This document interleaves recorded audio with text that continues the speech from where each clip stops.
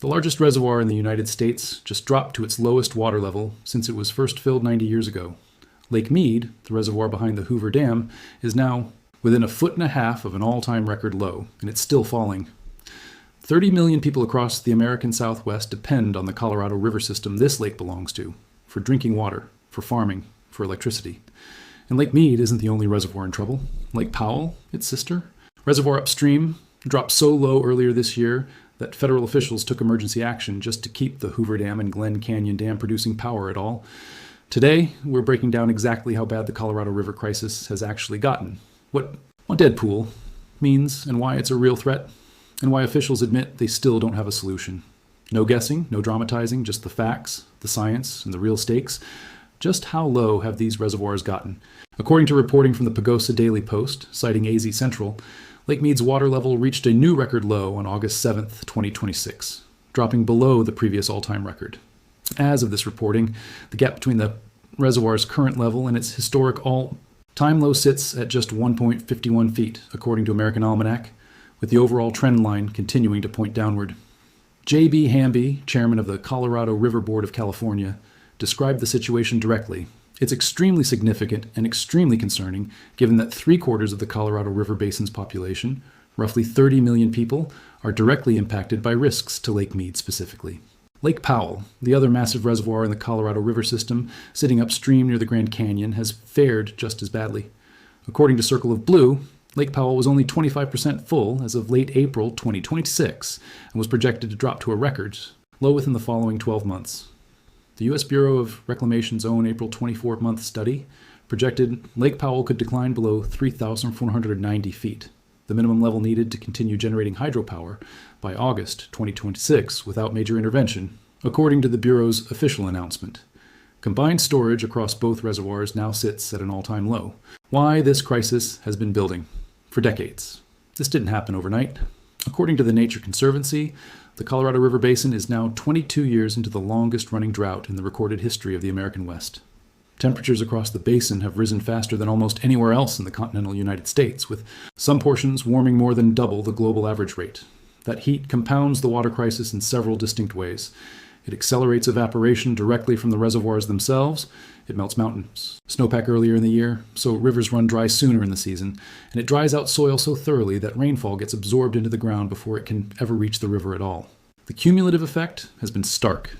According to the Bureau of Reclamation, Colorado River system storage has fallen to roughly 36% of capacity, driven by a combination of the lowest snowpack on record and record-breaking heat earlier this year. The Nature Conservancy notes the river's average flow has already declined by nearly 20% since the year 2000, with roughly half of that decline directly attributable to rising temperatures, rather than reduced precipitation alone. This is precisely why officials increasingly avoid the word drought when describing the situation, since drought implies a temporary cyclical condition that will eventually reverse. What's happening across the Colorado River Basin increasingly looks like a permanent shift toward a hotter, drier baseline rather than a passing dry spell. What deadpool actually means and why it's a real risk. This is the term that makes this story genuinely urgent rather than simply concerning, and it's worth explaining precisely. According to Energy's media, both Lake Mead and Lake Powell risk reaching what's called deadpool, the point at which water levels fall below the physical intakes, built into each dam. Below that threshold, water can no longer flow through the dam's turbines to generate hydroelectric power, and depending on the specific dam's design, water may not be able to flow downstream through normal channels at all. For Glen Canyon Dam specifically, which holds back Lake Powell, the Bureau of Reclamation has been explicit that if water levels decline below 3,490 feet, the minimum power pool elevation, releases would only be possible through a separate structure called the River Outlet Works, a bypass system not designed for the volumes of water the dam normally manages. According to the Bureau's official statement, this could cause serious operational problems, downstream water delivery uncertainty, and broader instability across the region's interconnected power and water supply systems. This is precisely why the Bureau of Reclamation took what it itself described as unprecedented action back in April 2026, deliberately holding back additional water in Lake Powell specifically to protect the dam's power-generating capability and water delivery infrastructure through the summer, even though doing so meant less water flowing downstream to Lake Mead in the near term. The Colorado River doesn't belong to any single state, which is precisely what makes managing this crisis so difficult. According to the Bureau of Reclamation, the river system supplies water to 7 U.S. states: Arizona, California, Colorado, Nevada, New Mexico, Utah, and Wyoming, along with Native American tribes in 2 Mexican states, serving both drinking water needs and massive agricultural, industrial, and hydropower demands across the region. The basin's existing operating guidelines are set to expire at the end of 2026, according to Energy's media, creating what officials describe as a looming regulatory vacuum if a new agreement isn't reached in time. Negotiations between the basin's upper states, Colorado, Utah, Wyoming, and New Mexico, and lower states, Arizona, California, and Nevada, have remained genuinely contentious. According to Aspen Public Radio, the lower basin has already made significant cuts to its water usage and wants future cuts distributed across the entire basin, while the upper basin argues its hydrology works fundamentally differently, since its water users already absorb de facto cuts during dry years without the kind of formal compensation structure the lower basin's reservoir-based system provides. Scott Cameron, the Bureau of Reclamation's acting director, was unusually candid about the state of negotiations at a recent conference, telling attendees directly, "I wish I could tell you that we had a solution.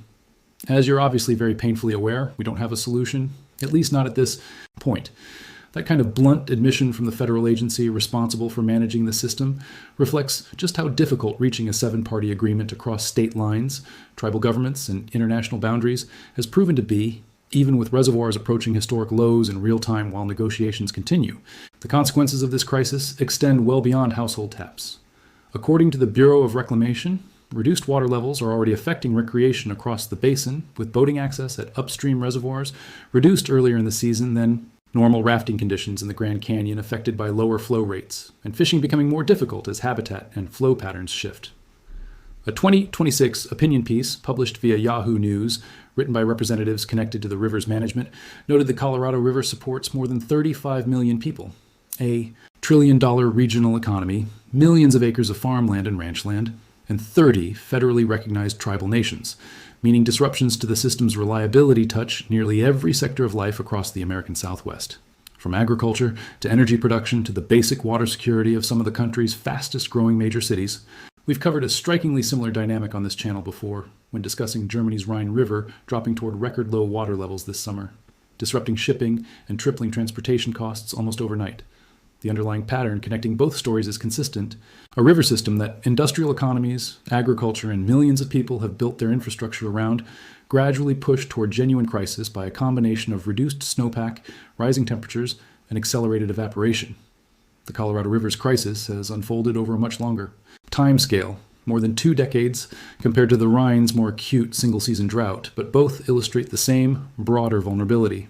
Critical water infrastructure, engineered for a climate baseline that increasingly no longer matches the conditions actually unfolding on the ground. The Bureau of Reclamation is expected to continue monitoring both Lake Mead and Lake Powell's elevations closely through the remainder of 2026, with further record lows considered likely in the coming months, given current trends, according to the Pagosa Daily Post. Basin states face mounting pressure to finalize new post-2026 operating guidelines before the current framework expires at year's end, with the Bureau's draft environmental impact statement outlining 5 possible paths forward that negotiators are still working to narrow down into a single 7-state agreement. Whether that agreement comes together in time or whether the basin enters 2027 without a finalized framework remains, by the Bureau's own acknowledgement, a genuinely open question. A reservoir behind one of America's most iconic pieces of infrastructure, the Hoover Dam, dropping to its lowest level in 90 years, isn't a distant, abstract climate statistic. It's a direct measure of how close 30 million people currently sit to a genuine breaking point in their water supply. What makes this crisis particularly difficult to solve isn't a lack of understanding. Scientists and water managers have tracked this decline for over 2 decades. It's the sheer complexity of coordinating 7 states, dozens of tribal nations, and 2 countries around a shrinking resource none of them can simply produce more of. As the Bureau of Reclamation's own acting director admitted, there currently isn't a solution on the table, only a shrinking window of time before that absence of an agreement becomes its own kind of crisis, layered on top of the water crisis already well underway. We'll keep tracking this story and every other major seismic, volcanic, and extreme weather event happening around the world right now. Subscribe if you want to see the next update. Drop a comment and tell me, did you know the Colorado River crisis had gotten this severe? See you in the next one.